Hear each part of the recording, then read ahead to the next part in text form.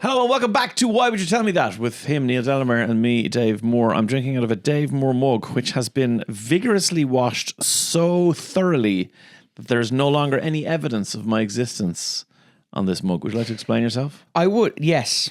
You died. This is basically Back to the Future, and you have died in the past. I went back to a timeline, and you have faded off the mug. Right, this is what's happened. Yeah, this is how you find out you're going to be replaced. This is By not being on my own mug. That's shocking. Wouldn't be amazing if, as this episode went on, someone else's picture appeared on your mug. Yeah. That would in be the fantastic. Previous timeline, the other radio broadcaster who eventually got my Biff from Biff Tanner. Back Was to that the his name? Future. Is that his name? I don't know. Biff something. I love the way you said "welcome back," as if the people who listen to this podcast were listening, and all they do for the week that's off is go into a quiet room. I suppose I'm assuming that there are listeners who have developed what we call in the business a podhab. That's not a thing, No, I is just it? made it up right now. But you know, there's a marketing guy going, that's a great idea, Dave. I've got to steal that. A podcast habit where they feel like, yes, it's been a week since the last episode. Yeah. But I'm here every week. Yeah. I wanna know stuff. Can I ask you something before we get into our facts? Yeah, sure. Okay. I heard you on the radio this morning, and I'm looking at your eyebrows. You won't see it in my eyebrow now because my eyebrow has been unless it's come off in the meantime. Let me check my mirror, aka my selfie camera. Okay, so can we explain what's happened here? Oh no, it's kind of come off, yeah. So, okay, the elephant in the room. Yeah. I'll face the camera for this so that people who are watching the video can Please see. zoom in on this if you have a big TV. I'm sure Dermot will zoom in on this. So, I am of a certain age. Yeah.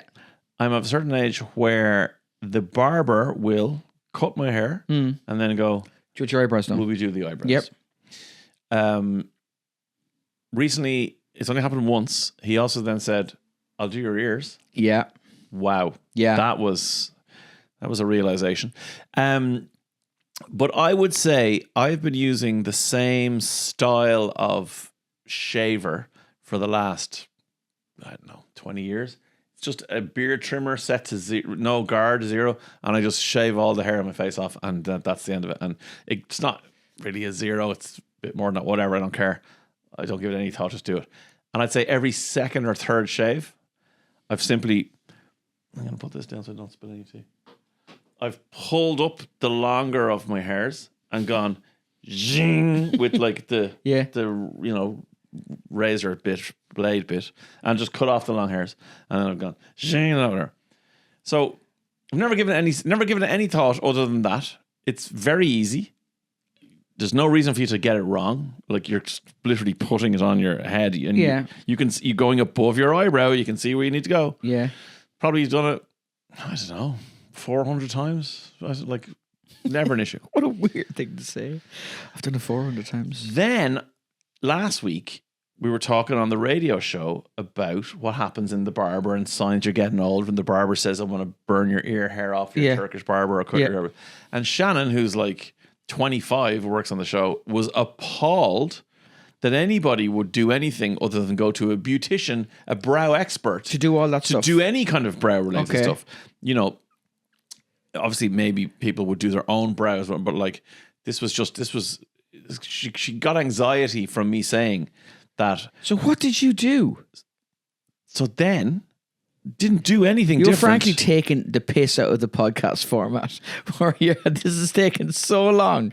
Are you trying to do... Is this taking deliberately long enough for by the end of the pod that you will have regrown your eyebrow? I don't even know if eyebrow hair regrows. I don't... Of course it does. What about... No, I don't know. I think unless you... unless you plucked it out in the 90s, which is... Yeah, but then why did that not grow back from people? Because they've plucked it out, they've removed it at the root. What did you slipped and you cut some of your eyebrow off? All I did was I pulled up the hair that was too long. Yeah. And I went like that. And I don't know, was my left hand in front of the mirror or something. And I went zing and I let it go. And as usual, I was just kind of glancing at it and I went, that doesn't look right. I'm kind of looking at it. So now, it looks a little bit like Shane Lynch mid 1990s Boyzone. I will say the Shane Lynch, there was a very deliberate and cool angle Yeah. to the Shane Lynch Yes. and those of that ilk.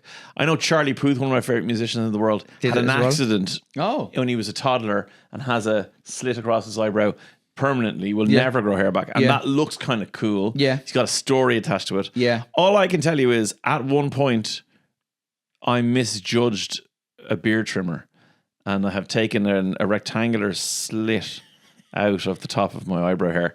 I realize it probably isn't that big a deal Okay. to most people. Yeah. It was just shocking to me that within a week of explaining it to somebody for whom there was anxiety, Oh, I didn't. it Yeah. no, that's what Put the that next connection time together. I did it, Yeah. I shaved off a bit of my eyebrow. And did you have interviews to do today? Yes, I had Westlife, and then I had Victoria Smurfit, and And the did any of Stars of them Rivals. notice? Who did the colouring in bit for you? So Shannon, the anxious 25-year-old, Yeah. brought in some, because I put a picture on my show WhatsApp group going, look what I did, ha ha ha, and then she brought in tools. So some kind of painted on thing, and then a gel. So then this eyebrow looked slay, and this eyebrow looked like just pretty mid. And I was like, let me cook, do both eyebrows, bruh. Please stop talking like that. Oh no, my whole This one slays and that one's made. That Yeah. one is made Yeah. and let me cook. Bro. You ate. Trust me. Oh, trust Dave. me. The second part of this podcast is giving. Oh no! It is giving Gen Alpha slang. that part. Oh, Clock it. Oh you my know. god! Anyway, we'll get to that. We'll get to that. Anyway, the first part of the podcast is yours, not mine. Yes. So try and ignore my shaved off eyebrow. Okay. And focus on your facts instead. Okay, I've got some nice facts for you. Okay, you are a man who drives a lot. I do. However, sometimes you may have need for a taxi or nay an Uber. Occasionally, this has happened. Okay, you know Uber has access to your battery usage. On your phone. Yeah. So one of the things that Uber knows is how is about much to make battery sense. you have on your phone. And Uber has been accused several times in the past by various different people in various different fora, shall we say, of if your battery is low, they increase the price. Now, Wow. let me say, we can say with certainty Uber does have access to your battery. It does know when your battery is low. Sorry. No, I was going to say, has access to the charge information. Yes, Of your, yeah. It doesn't have access to your battery in the sense that it can go, I think I'll steal 5% off Neil Delamere today. Yeah, no. I mean, well, I'm not ruling anything out, but they have access to your battery. Okay, now we cannot, and we also know that they use surge pricing. They have admitted that Sure. If it's a very busy time, the price of the ride goes up. Let's leave that Mm-hmm. alone. If you're an Irish person, the price of the ride goes up if it's a busy time. That happens. It's 5 to 2 in Copperface Jacks, right? So. We do not have enough data. There hasn't been a widespread enough experiment and study to suggest, because you'd need to do it across various geographical areas, various different time zones, to prove the scurrilous accusation that they put up the price when your battery is low. But we know they have access. We know they use surge pricing. We know they have access about the information of your battery, and also one of their employees a couple of years ago on NPR said, and I can't read this off my phone because Uber has hacked my phone. Your phone's dead. No, it's not. It's just won't open the email that I wanted to open. Said, and I quote, I better see if I can get this. Okay, yeah. 2016, an appearance by Uber's then 2016. This is in old 2016. information. Okay, following an appearance by Uber's then head of economic research, Keith Chen, on NPR's Hidden Brain, the show. He was discussing his career as a behavioral economist and the specific behavioral trends that Uber had observed, right? So this is what he said. I'll paraphrase it and then I'll read it exactly. He said that when we were going through the data, one of our scientists noticed that when your battery was low, that you were much more likely to accept the surge pricing. Right. For example, a data scientist named Peter at Uber discovered somewhat accidentally this really, really kind of interesting fact. And that is one of the strongest predictors of whether or not you are going to be sensitive to surge. In other words, whether or not you are going to say, 2.2, 2.3, I'll give it 10 or 15 minutes to see if the surge goes away, is how much battery you have left on your cell phone.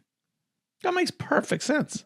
When your cell phone, again, I'm quoting him now, is like down to like below 5% battery and that little icon on the iPhone turns red, then people start saying, well, I need to get home, so I'll not wait.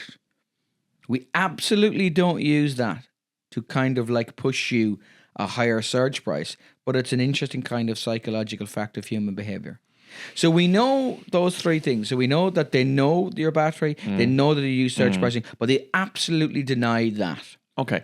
I'm saying is, with everything, people can make their own judgments. Sure. We're not accusing them of anything. I would frame this against every single thing I've ever observed about late-stage capitalism. They know a way to make more money, but I don't think they use it to... Yeah, I would say this, right? A lot of people are afraid of this kind of information gathering. I'm the opposite. You don't care about anything in terms of your privacy. I want the best, most tailored, personalized service possible. So even if it costs you more. Yeah. So if Uber goes, everyone's coming out of the Metallica show. Everyone needs taxis. Everyone needs rides, whatever. Don't we all? And they go... Not with those eyebrows. On the contrary, my Shane Lynch is giving. They go, we have all this information. And by the way, there isn't somebody sitting in an office taking... This is all done by our good friends, AI, a.k.a. computers. Okay? The computer is looking around going, oh, the Aviva is just emptying. There's a huge surge in demand. Therefore, we can charge more. And everyone's okay with that. I'm fine with that. I'm fine with them charging surge prices because that's where the busyness is, right? Yeah. What level do you think that gets to in the Aviva? If it goes, football match, we're going to charge him this. Oh, it's rugby. No, all those guys are walking home. Oh my God. They're just around the corner. Yeah. Shrewsbury. Yeah. Yeah. So I think I've no problem with that. Okay, that's the first thing to say. Second thing is use my information. Like if my battery is low, the only way I can get home is by paying for something, booking something, whatever. Because we're gone past the days of I'm going to stand in a taxi rank, do this, and then give the man cash. Broaden it out a bit though, right? Because there's a great, we'll put it in the show notes. There's a great video by Ronan Farrow, and he's talking about the man who invented Wanamaker, I think was his name, who invented price tags. So before price tags were invented, you would go into a place and they would look at you and decide how much you can pay for it necessarily. Gotcha. And people who are young, people who were poor, people who had maybe a different accent in the US were charged more, right? Whereas the price tag made everything equal. Gotcha. Now, what happens if AI, which is what the suggestion in the video, one of the suggestions is they have enough data about you, so you go into a shop and you pay more than me because of the data. Do you think you happy enough with that? Yeah, because you're they can figure out where your pain point is. Okay. You're assigning this nefarious, proposition to a company who ultimately needs happy customers. But if I don't know that it's going to be dearer for me, no. But people talk. Like did you ever get an Uber home from Metallica? How much was it? 24 quid. Oh, mine was 70. Like obviously, at some point you are going to go, nah, here. That seems ridiculous. So I don't trust big giant corporations, but I also don't think big giant corporations are out to get us in the way some people think they are.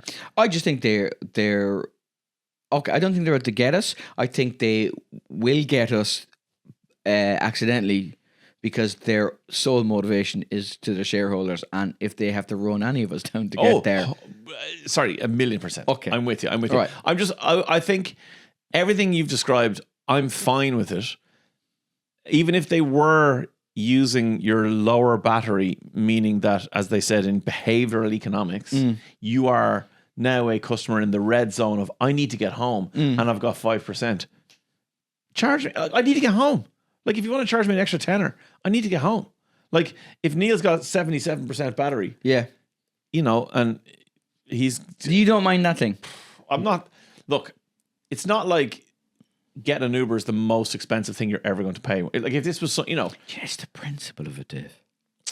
That's my point. I'm fine with all the principles. Yeah, you've very little principle. Very little. Oh, okay, all right. Yeah. Well, can we move on to something else? Intriguing though about the fact that they know your battery power. That is, I love that. That's, of course they do. They have to, because they have to be sure that when the driver is assigned to you, that you're able to get the messages to go to the drivers around the corner, go to your meetup point. Like they need to know your battery. I love that. Okay. Do you? No, I was going to ask you something, and I think the answer will be libelous there, so I better move on. Okay. Be careful. There's a great article this week. I think we covered, because you love language so much, and you love international destinations, shall we say? Both of those things. There's an article by Stuart Heritage in The Guardian, and it's talking about what films are called in different countries, and they are brilliant, exceptional. So he talks about The Devil Wears Prada 2, which is out this week. You would have interviewed the people, was it last week? No, I didn't interview anyone from The Devil Wears Prada 2. I really wanted to, but they didn't. It's just too big. Okay, in Vietnam, it's called The Woman Who Loves Luxury Goods 2. Oh wow! Yeah, because it does exactly what it says in the tin, and presumably the first one was called The Woman Who Loves. You would Luxury imagine, Goods. yeah. Okay, Bad Santa. Right? Yeah, no. So Bad Santa years, that's Billy Bob Thornton, Billy Bob Thornton, isn't it? Yeah, but so if you look at that and you go, Bad Santa, is he a fundamentally evil man? Is he evil at his core? Has he got malevolence instead of a soul? Like a ball of pure malevolence. Wow. Which is what I think of when I look at you. That's what I think. I think it's causing your hairs to fall out on in random parts of your eyebrows. I'm so unmotivated. I couldn't even bother That's with malevolence. Will we take over the world? Do I have to get up early? Or see, you don't know, because Bad Santa just says, is he just inept? Is he poor? An inept at being Santa? Yes, right? yes. Great question. So if you were in the Czech Republic at the time, obviously it's Czechia now, isn't it? Yeah. They managed to fix this because they called it Santa is a pervert. Santa is a pervert. Yeah. Oh my God. I mean, there's no suggestion there of is he poor at being a Santa, or is he just a malevolent bad actor? He's just a perv. That would have been, I think that would have done better at the box office if it was called in English, Santa is a pervert. You'd go to see that, wouldn't you? I would definitely go to see that. I think you'd sit there with a bingo card with has emptied sack, only comes once a year, all those little things, Do you think he was okay and then he just got worse? You know the way you meant to leave whiskey out? Did you leave whiskey out for Santa Claus? Yeah, maybe a glass. Now it's milk. Is it? Yeah, it's a glass of milk and a couple of cookies. Why? Because he's a massive alcoholic. Who knows? Yeah. He must have a liver on him, like a wheelbarrow. He's not lactose intolerant, I'll tell you that much. Oh, God. Imagine if he was. Those poor reindeer. So you'd leave a carrot out, would you? A carrot, For a couple Rudolph. of cookies. Yeah, a carrot for Rudolph, a couple of cookies, and we'd sprinkle reindeer dust. Reindeer dust. So you sprinkle reindeer dust. Is that what it's called now? Yeah, you sprinkle that. Gardaí have seized reindeer dust with a street value of €2 million. You put it outside your front door. Oh, yeah? It's effectively, it looks like a mix of porridge oats and glitter. That's what it looks like. That's what it looks like. Okay. And you take a handful of it and you throw it out on the ground. Okay. And then Santa's boot prints. Because that's how he walks out when he's getting back. You know what I mean? So, yeah. So that's... Flavins. Flavins and glitter. Okay. Germany have a great record of this. They renamed Annie Hall as the Urban Neurotic. Wow. And Airplane as the Incredible Journey in a Crazy Airplane. Incredible Journey in a Crazy... They're putting in too many adjectives. Yeah. Well, also, I mean, I would have thought the people in that were more crazy than the actual thing. I really like Die Hard. They called Die Hard with a Vengeance. Die slowly, now more than ever. Oh my God. This is incredible. Yeah. It was like, he makes a reference as well to every single ad during COVID was now more than ever. Oh, yes, wasn't it? Of course. That was so head-wracking during that. Yeah, thank God we moved on from that. I do like this. In China's hands alone, I mean, they're standing out. Like, they're doing quite well, China, let me just say. Well, all the Asian countries tend to do better. Because it's just that nice big gap between the cultures sometimes. Deep Impact became Heaven and Earth Great Collision. Wow. Yeah. Knocked Up became One Night Big Belly. See, I think Knocked Up is better because One Night Big Belly, there could be loads of reasons for that. Well, loads of pints. Vindaloo, some degree of, If you ever gotten any sort of exploratory exploratory scope or anything like that. Oh no! They pump gas into your belly so they can look around. No yeah. way. It's quite uncomfortable. Yeah, I think it's carbon dioxide actually. My favorite one, Pretty Woman. I will marry a prostitute to save money. It's so literal. Yeah, isn't that good though? Pretty Woman could be. I mean, who knows what you're going into? Yeah, there. true. You get a bit more information from these and the Chinese and the Germans. It could be an hour and a half of just a very pretty woman. You know? You true. don't want that. Whereas I will marry a prostitute to save money. Yeah. I want both. Yeah. Do you? Okay. But also, he makes the point that sometimes it's better in the foreign language, and then we rename it badly in the English-speaking world. In 1998, Swedish rom-com Show Me Love is what it was called on this side of the planet. Yeah. But in Sweden, it was called Fucking Amal. What? Yeah. That was the name of it? Yeah, in that sort of Swedish hardcore. Right. Does exactly what it says in the tin. Okay. Poor Amal. I'm assuming George Clooney wasn't in that because isn't that his missus' name as well? Oh, God, it is. Okay. I've got one last fact for you. I think you'll like this one. Do you consider yourself lucky? No. I consider myself... This sounds like quite a motivational podcast, which we're not.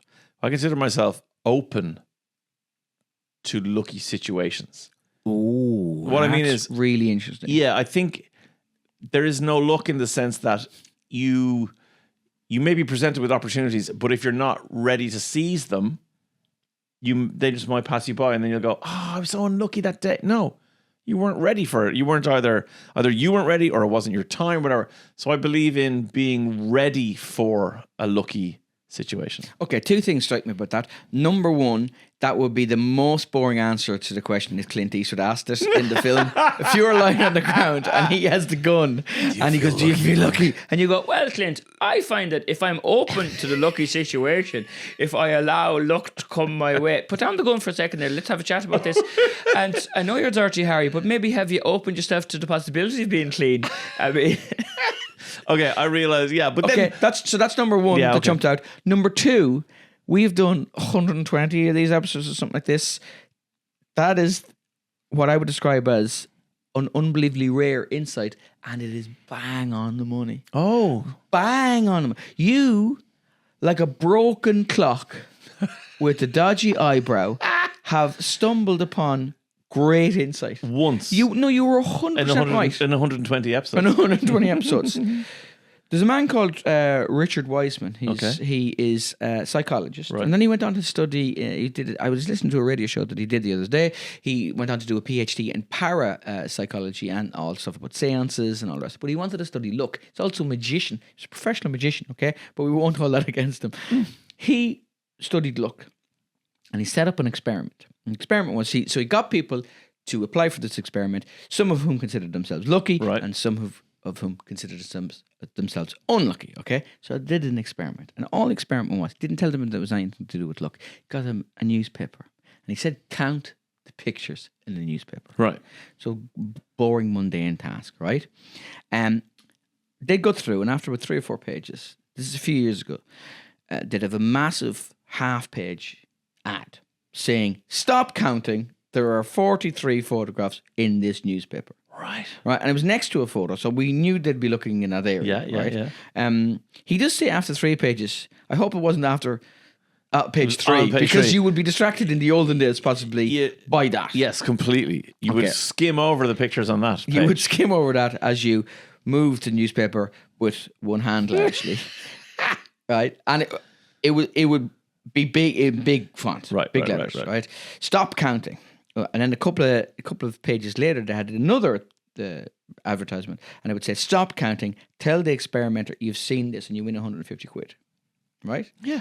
For the most part, the people who'd self-reported as unlucky would flip past these things, and they would say, "There's 43 pictures in this. I've counted the newspaper photographs twice." Right. And the people who thought that they were lucky would go, "Well, it says there's 43. It also here it says, do I win 150 pounds?" Wow. So his conclusion was that lucky people are open to ideas, are open to what might happen when they open the newspaper. there are other experiments he's done that would suggest they're a bit more gregarious, a bit more extroverted, a bit more, I will go to that party, I will meet those people, and that might present me an opportunity, which is essentially what you said. Yeah. But that the unlucky people, self-reported unlucky, thought there was a degree of anxiety about being unlucky, and that their focus will be narrowed. So they will be concentrating specifically on counting pictures and would miss the opportunity to be lucky. Wow.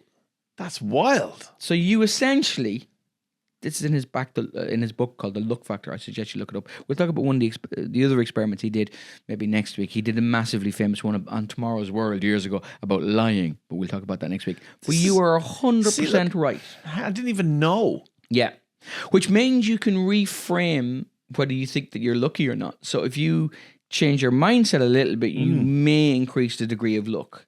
He makes a distinction between luck and chance. It's not going to increase your chances of winning the lottery, for example. Sure. But you may consider yourself a more lucky person if you make some of these mindset changes. Well, look at me. I mean, I closed myself off to almost everything in my entire life until one day a lad from the Midlands said, "Here, would you like to? Do you want to go on telly?" And I went, "No." And then he went, "Well, do you want to write a telly thing?" And I went, "Yeah, grand." And then he went, "Well, now do you want to do a podcast?" And I went, "Sure." And here I am. And here you are. And I'm the luckiest man in Ireland. Yes. Who else has? This is your career years ago. Yeah. And that's your career since you started doing this podcast. Empty, void, and dishwasher safe. Yeah, but you've part 2 to rectify that situation. And I will rectify And if your it. facts are good enough, maybe, who knows? Maybe your face. Imagine if your facts got better and better and better, your face just slowly reappeared. Oh, so I'm putting myself back in the frame as co-host as opposed to the guy who in the other timeline. Who knows? It could be. Do you feel lucky? That's the question. I'm open to it. Right, part 2 on the way.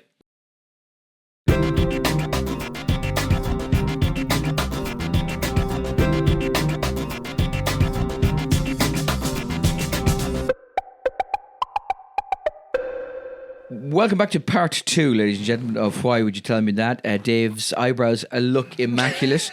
He's also wearing jeans, which is highly unusual for you. I think, and this is such a weird thing to say, I think I've only ever seen you in shorts and or a tuxedo for the radio awards.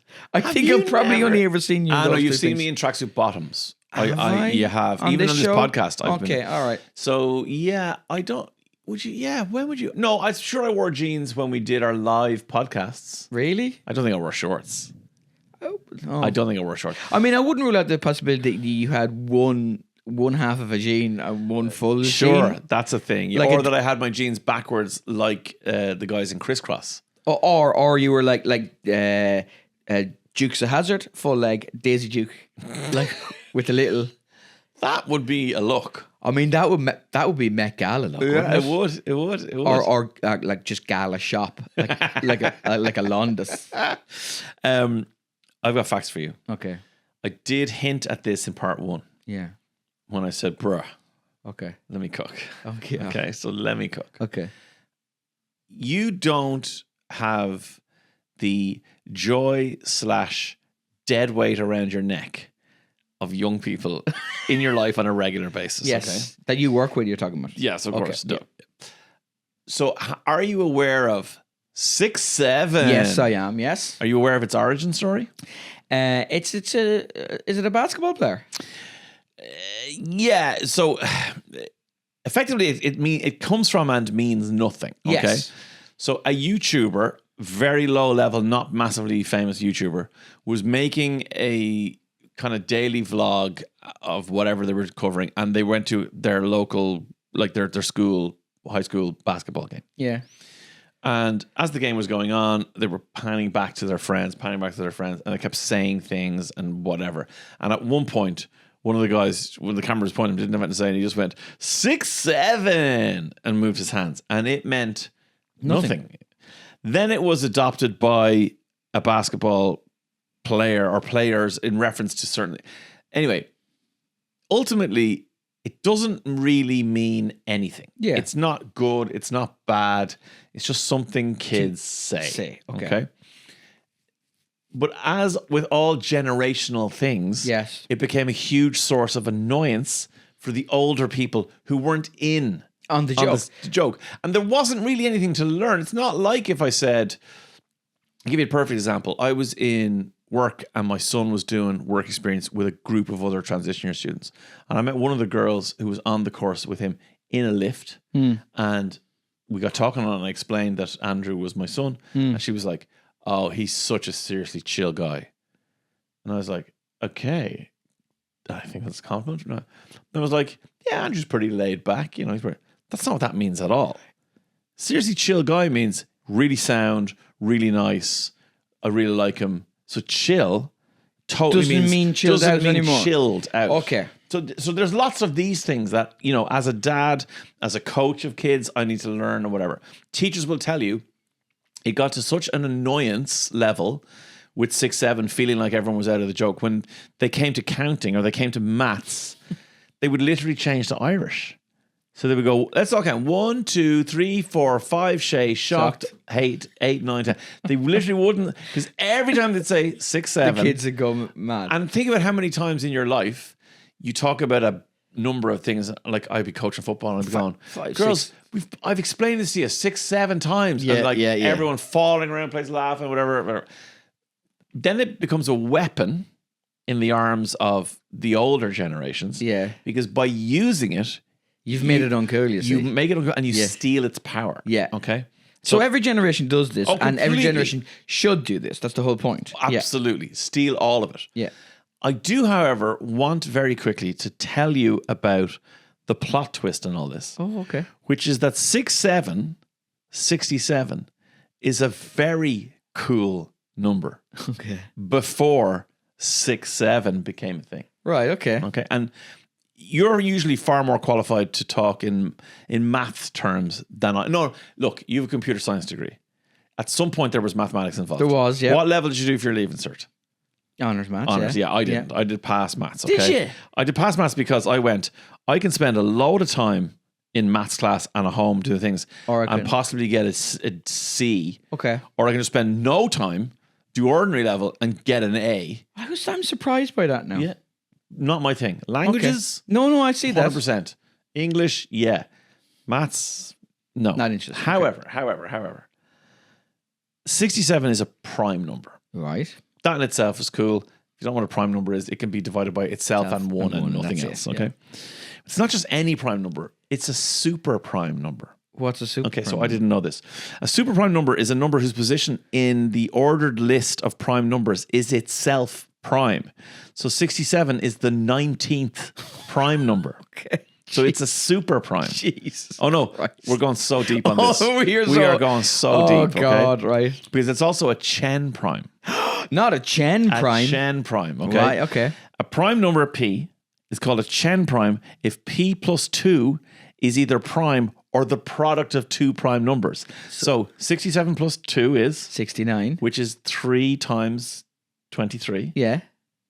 3 So and both of 23 those are prime. primes. So now it's a Chen prime. My So God. it's a prime, a super prime, and a Chen prime. Right. We're not And stopping there. also it's 69 as well. Well, when you do that, it is. Aha. It also has a cousin. Okay? How No, can no. A number cannot have a cousin. It does have a cousin. How can it have a... Okay, so which means that 67's parents and whatever the cousin's parents Yeah, are 71. brother and sister. 71, And yeah. 71 are... Okay, right. Okay. So a cousin prime Yeah. is if the numerical distance between them Yeah. is 4. No, honestly, this is a thing. Who is making this stuff up? Mathematicians have nothing else to be doing. This is why The Beautiful Mind was only one film and there was no sequel to The Beautiful Mind. Do you know if you do a sequel to a maths film, it can't go The Beautiful Mind and then The Beautiful Mind 2. It has to go The Beautiful Mind and then the next one has to be a prime. Did you know that? It has to be The Beautiful Mind. It would have gone Beautiful Mind 3. It has to be Beautiful Mind plus 1. Yeah, okay, right. That's So- not a thing. It is. It's a cousin prime because if the gap between them is only 1, Yeah. It's a parent prime. no, sorry, it's 2, Yeah. right? It's called a neighbor. Okay. So a neighbor is 67 and 69 isn't. If there was 69 was prime, then they would be neighbors because it's 4 away. They're cousins. Okay. Prime, super prime, Chen prime, cousin prime. Okay. As if that wasn't enough. 67 Prime suspect. can also be expressed as a sum of 5 consecutive primes. 67 can. 7 plus 11 plus 13 plus 17 plus 19 is 67. No 5 way. consecutive primes. Like, and does that happen anywhere else? I don't know. I'm not a mathematician. I'm just telling you about 67. That is amazing, Dave. But none of this is important Okay. until we get to this point. Is there an uncle prime? No. Is You're never going to guess the adjective that goes before prime. I can. Go on. If 67 is next to another number that if 67 is next to a number and the number of parts of a robot makes up a robot that could also be a truck, that's Optimus Prime. It's better than Optimus Prime. No, okay. I can't think. Sexy prime. No! There's no It's a sexy prime. Do you just say this goes into this multiple times and there's no remainder? No. Is it one number over another number? Is that a sexy prime? No, Is it, it's none of those things. how is 69 not a sexy prime? Because it's divisible by other numbers, apart from It's itself. not any kind of a prime. Okay. It's sexy, but it's not any kind of a prime. Okay. Whereas 67 is a sexy prime. Okay. The reason it's a sexy prime is, what's the Latin word for 6? Sex. Yeah, sextuplet. Sex. Yeah, So okay. that's where we're getting this. That's where sexy prime comes from. Sexy prime. If I'm bringing you take sexy prime. Yeah. If you take 6 away from a prime number and you add 6 to a prime number, Okay. and both of those numbers are prime, you've got a sexy prime. 67 minus 61. 6 is 61 plus 6 is 73. 73. And that's a Two sexy primes, sexy prime, baby. Come on. 6-7 is sexy. Can you imagine who uses that? Like, is there somebody that has used that as a chat-up line? Oh, come on. Do you think mathematicians, like when they stay in hotels, go, there's any chance of room 67? I would think a mathematician would absolutely love a prime. If there was number.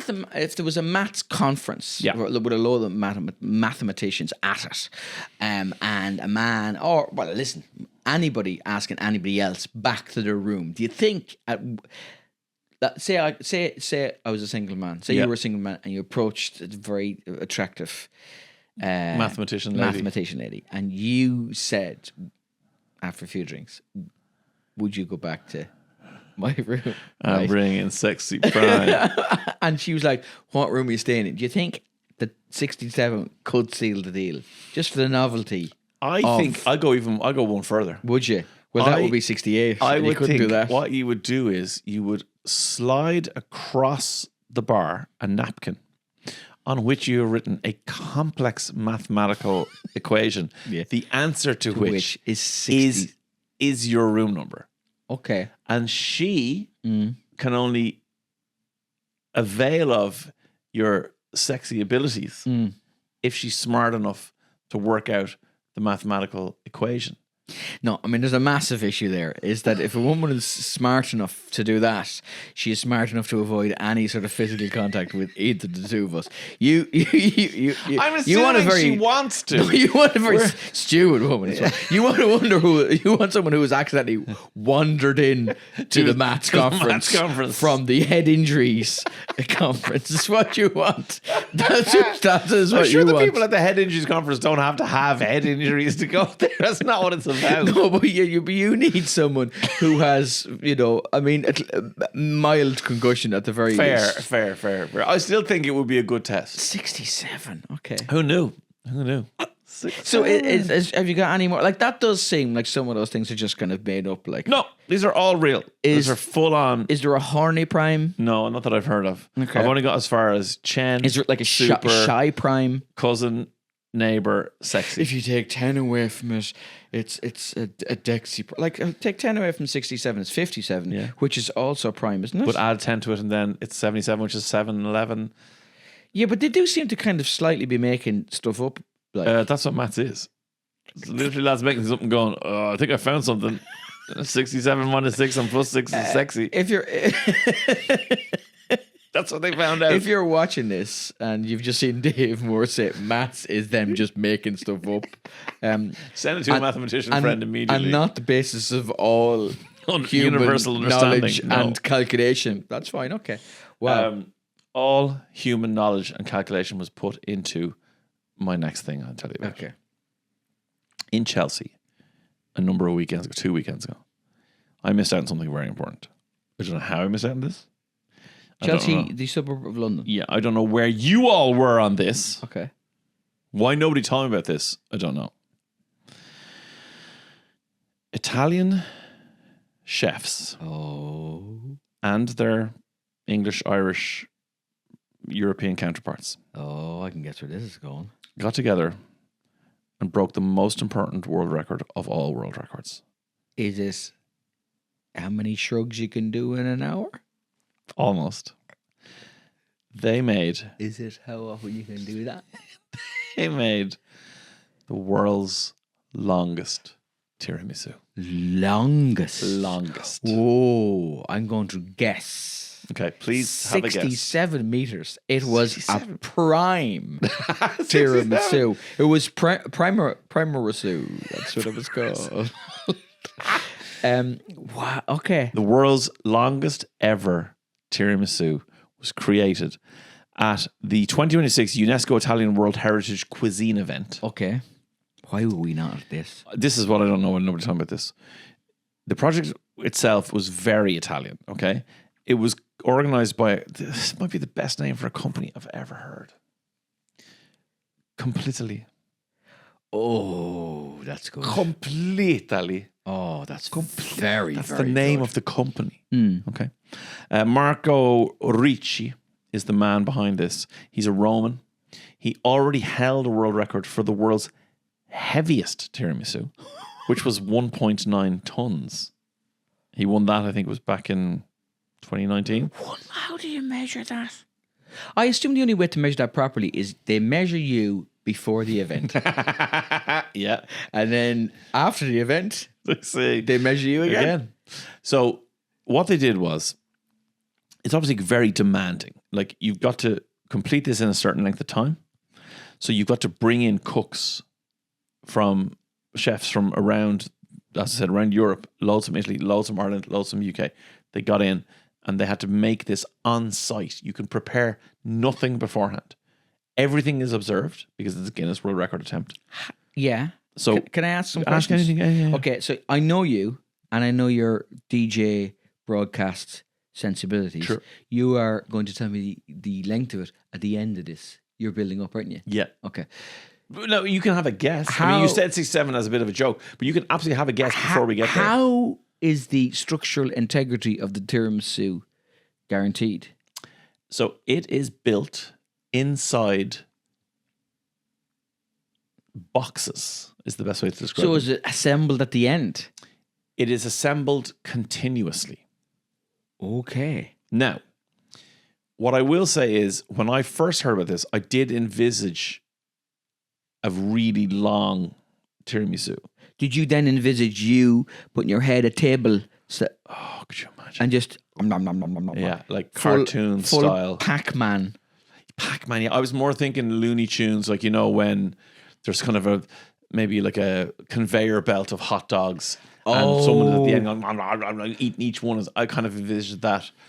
Yeah, I mean, this would have been the dream. So did it go continuously or did it go on an S or a... So yes, they used the S curve, which SQ, which we talked about before in the art of queuing that we studied in one of our previous episodes. What they did was, effectively, they were in a big enough room, but not big enough to have this length of tiramisu go in a line. So if you can imagine, the best way to describe it is, if you can imagine almost a t-shirt, like a giant jersey shape of tiramisu, where they just kept having to add more tables and put more of the boxes down. And then it was uniformly finished at the end with a dusting of cocoa powder, onto which they laid, I think it may have been that edible gold foil, Right. where they said kind of the world's longest tiramisu, and they had a crown, I think, because it was in deference to is there a king of Italy? No, but something to the royal family of something. Okay. I don't know. But anyway, to do with Italy, whatever. So imagine just like the whole square footage of the bottom of your house, for example. So these snakes, as it were, of tiramisu are going up and down, up and down, up and down. And they keep adding tables, putting more of these boxes on. They used 100 chefs, 800 liters of coffee, 460 kilos of sugar, which surprisingly is more sugar than there is in my body at any one given time. That's 4 days of Dave. At least. Day of consumption. 150,000 ladyfingers. No, that's. Do you know when we're always wondering what the clip for the podcast it'll be? It'll just be that. It'll just be that. 150,000 ladyfingers. So they are the little biscuits that they soak in the coffee. I'd say you could get diabetes looking at this thing. I'd say Yes. if you cycled by in a bike and looked in the window, type 2, minimum. Well, it gets worse. 20,000 eggs. Wow. And 2 tons of mascarpone. Oh, that is exceptional work, isn't it? Now, do you want to have a guess? How many eggs? 20,000. Okay. Do you want to have a guess at what the previous record set in 2019 was that they were trying to break? 100 meters. 273. 273 was the target to beat. Okay. Now- Well, if you're going to go big, go big. Absolutely. You might as well jump well beyond it. And I think Or you do 274. exactly Yeah. 273.1. I think sometimes people who haven't run track fail to understand how far 100 meters is. Because when you see 100 meters, you only see it when the world's best athlete is running it. Under 10 seconds. And exactly. And you kind of go, and if someone goes 10.11, you're disappointed in them. Yeah. As you sit there eating Doritos and tiramisu on your couch, right? Yeah. 100 meters is so far. Yeah. So 273 is almost like you're going a good bit around the track and then like you're almost doing a full track. Yeah. 400 meters of full track. Yeah. You're doing nearly 3/4. Exactly. It's so far. So 273 was a massive target to beat. There are also stipulations by the Guinness World Records people. Like it has to have something to tie it all together. So is that what the gold and the I guess, chocolate yeah, but and like you could go with the mascarpone, you could do that all the way around as well, and that makes it. No. Oh no. No. Each section must be completed independently of itself and laid into the little trays. Okay. Okay. It has to be 8 centimeters tall as a Okay. minimum, and it has to be 15 centimeters wide. Okay. So these were the size of the trays that they used, Okay. so that they could be guaranteed that it was all done. It's record-breaking length because they did break the record in Chelsea 2 weeks ago.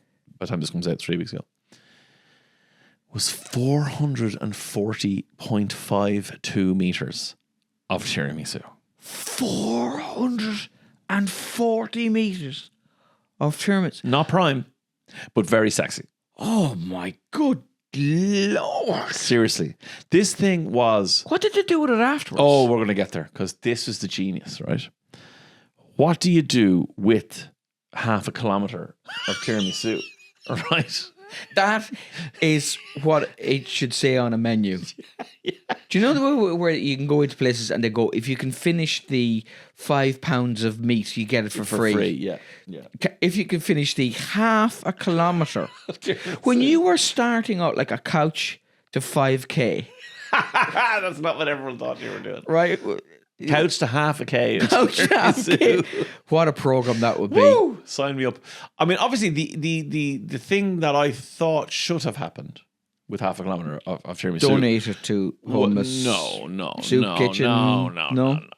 I've told you before how I want to go, and I should have been Called in the sarcophagus before this attempt was begun, awaiting. And as they finished each tray, it should have been just laid in next to me, so that in the afterlife, when I wake, See, I always assumed that scenario was you are sick. The end is near. This is whereas it's in actual fact it depends on the level of tiramisu this available. is euthanasia. You were happy enough to die. Oh yeah, if with sufficient qualities of absolutely right. So Switzerland, if you're watching this, no, what they did was, and this is actually genius, is they sold it beforehand. Oh. to everyone, punters. So you would go on their website, longesttiramisu.co.uk, and you bought... Was that the website? That was the website. Okay. And you bought however many trays of this you wanted. And then on the day, when it was finished and was measured, they went, okay, let the people in. And you went, Neil Delamere, bip, QR code, 4 trays. See ya. And you go off to your friends and your family. The whole thing was gone in hours at the end of it. So, have you ever made tiramisu? No. Okay. Why did you say no? Well, because... Because you don't want to sully it. Exactly. What if you got it wrong? I don't... Well, also, I don't want to know the magic. But I'm just kind of thinking of all... So, I love tiramisu as well, right? But I'm thinking of all the... So, am I right in thinking... This might be a very naive question. It's assembly and not cooking. Yes. That's exactly So what it is. they don't need to get all the ovens right at the same there's no time. cooking. So it's easier. I mean, it's still 400. Sure. It's still nearly half a kilometer Of tiramisu. Of tiramisu. Yeah. But it is. It's easier to do that than it would be to do with Apple pie. the biggest apple tart in the world. Yeah, exactly. Yeah, because you have to cook it all. Exactly. And then as things cook, presumably they're going off or, by the time you get around to it. By the way, that used to be what they called William Tell. So the camp lads in the area used to call him, he's the biggest apple tart in the world. That's what they used to call him. You're such a tart, William Tell. You're the biggest apple tart in the world. All the money raised Sorry, Eve was the biggest was the biggest apple tart in the world. All the money raised went to a charity called eShare Life, which is a charity that works in all over the world in really poverty-stricken areas. So they did an amazing thing by breaking the world record. The head chef who organized the whole thing was in tears afterwards because it was such an amazing achievement.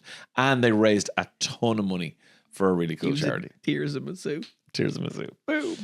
So yeah, I was kind of jealous of that. Where was everyone? Because everyone always sends me the video of the drawer the chef has. You ever seen this? So there's a chef in an industrial kitchen, like in a restaurant, whatever, behind the scenes, and he pulls open a drawer. It's a deep drawer, and it's full of tiramisu, and he just puts a spoon in it, eats it, and then shuts the drawer. It's a chilled drawer, right? Yeah. People send me that. People send me The wheelbarrow you can get in wheelbarrow all the Manchester. time. In Manchester is a recent one that's Yeah. been. Previous to that, there was a one in an Italian restaurant in Italy that had a bigger wheelbarrow. There's also the tiramisu tasting, like the tiramisu world championships or whatever in Italy, and people send me that all the time. Where was everybody on the longest tiramisu? I think they probably wanted to. I'd say it was deliberately kept from you. You might be right. I would say that you might be right. the people who arranged all this thought to themselves that you I was a danger. do not have the willpower for this. Yeah. And I wouldn't have been surprised if they had set up several tiramisu record attempts Some of which were decoys. and they would leak it to you in case that you had the time to get over. Such a good point. Because me mentioning this, I can literally see you salivating, which from here it's a little bit of a worry. The more I talk about it, the more excited I get. I mean, would you really? Because it has to set, right? I could see you not fully leaving it.